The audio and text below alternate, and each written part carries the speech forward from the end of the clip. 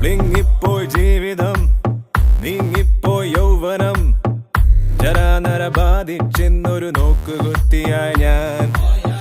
മഴയെത്ര പെയ്തിട്ടും ദിനമെത്ര പോയിട്ടും വെയിലേറ്റുകരിഞ്ഞി ഉലകിൽ ഒറ്റയ്ക്കായി ഞാൻ.